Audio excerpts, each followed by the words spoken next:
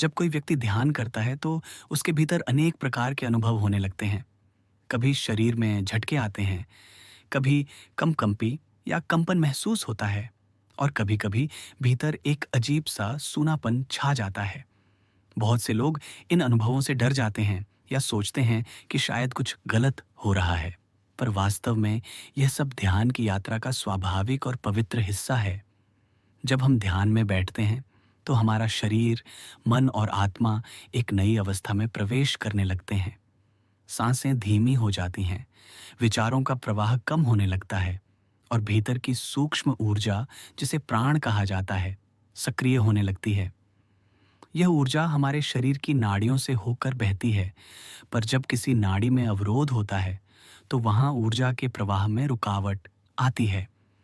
यही कारण है कि कई बार शरीर में हल्का झटका महसूस होता है, जैसे किसी तार में अचानक विद्युत प्रवाहित हो गई हो। यह झटका शरीर के भीतर से उस रुकावट को हटाने की प्रक्रिया का हिस्सा होता है। ध्यान केवल मन को शांत करने की प्रक्रिया नहीं है, यह एक प्रकार का आंतरिक शुद्धिकरण भी है। जब हम गहराई में जाते हैं तो हमारी पुरानी भावनाएं, जैसे दुख, क्रोध, भय या अपराध बोध, जो वर्षों से भीतर दबे हुए रहते हैं, वे धीरे धीरे सतह पर आने लगते हैं। ये भावनाएं ऊर्जा के रूप में शरीर से बाहर निकलती है, और कभी कभी इस प्रक्रिया के दौरान शरीर अपने आप हिलने लगता है, कांपता है या झटके देता है। यह डरने की बात नहीं होती, बल्कि यह संकेत होता है कि भीतर कुछ पुराना और बोझिल अब समाप्त हो रहा है। कुछ साधकों में यह अनुभव कुंडलिनी ऊर्जा के हल्के जागरण का भी संकेत होता है। कुंडलिनी ऊर्जा जब रीढ़ की हड्डी के निचले हिस्से से ऊपर की ओर उठने लगती है तो शरीर में एक अलग प्रकार की विद्युत लहर अनुभव होती है। कई बार ऐसा लगता है जैसे किसी ने शरीर को हिलाया हो या भीतर से कोई शक्ति काम कर रही हो। अगर यह अनुभव सहज और आनंददायक हो तो यह बहुत शुभ संकेत है। अब बात करते हैं उस सूनापन या शून्यता की, जो ध्यान में अक्सर महसूस होती है। जब मन शांत होता है, विचार रुकने लगते हैं, तो एक क्षण ऐसा आता है जब सब कुछ थम जाता है।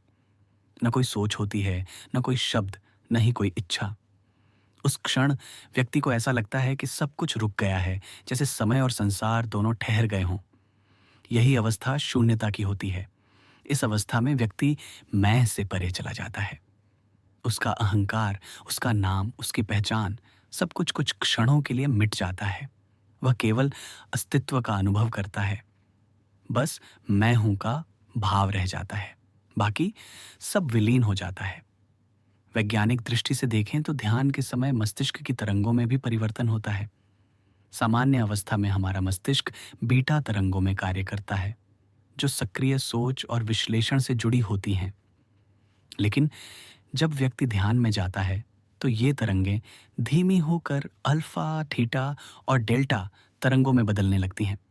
इन तरंगों में मन अत्यंत शांत, स्थिर और सन्नाटे में चला जाता है। इसी वजह से व्यक्ति को भीतर से गहरा सूनापन या रिक्तता महसूस होती है। यह सूनापन भय का नहीं, बल्कि एक अद्भुत शांति का प्रतीक है। यह संकेत है कि मन अब स्थिर हो चुका है और चेतना अपने मूल स्रोत के करीब पहुंच रही है। यही वह अवस्था है जहां साधक को परम आनंद, प्रेम और संतोष का अनुभव होता है।